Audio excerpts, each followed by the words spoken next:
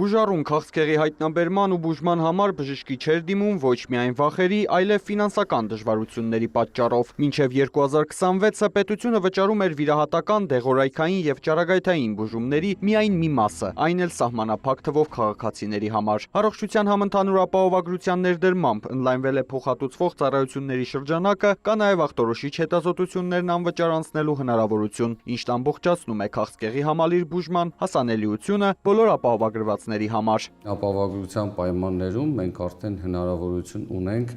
այդ հիվանդները հնարավորություն ունեն օգտվելու սկսած ախտորոշման փուլից։ Ի վերջո ռադիոլոգիական հետազոտությունները, էնդոսկոպիկ հետազոտությունները արդեն դարձել են հասանելի։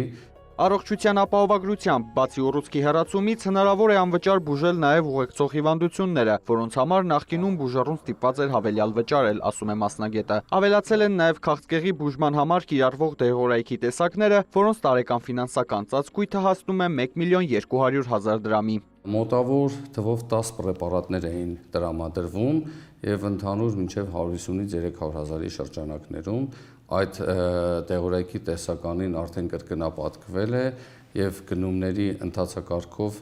արդեն կայացած մրցույթների արդյունքում սպասում ենք ևս մոտ 10-15 պրեպարատի և նաև տարեկան այդ փաթեթը իր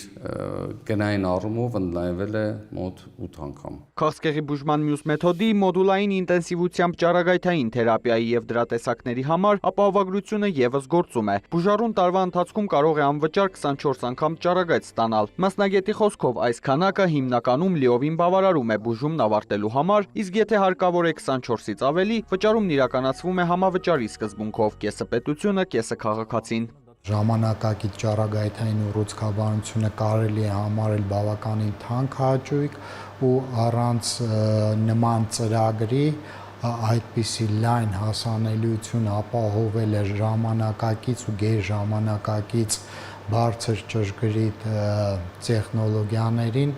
երևի թե հնարավոր չէր լինի։ Բուժհաստատությունում նշում են, ապահովագրական համակարգի ներդրումից հետո ավելացել է ինչպես այցելությունների, այնպես էլ բուժված քաղաքացիների թիվը։ Բնակիչները սկսել են նաև հաճախ հետազոտվել, ինչը ըստ մասնագետների տարիներ հետո դրական ազդեցություն կունենա օնկոլոգիական ցուցանիշների վրա։ Վստահ են, բժշկական ծառայությունների լայն հասանելիությունը կրճատելու է քաղցկեղի հետևանքով մահացության թվերը, ավելացնելով ապրելիության ցուցանիշները։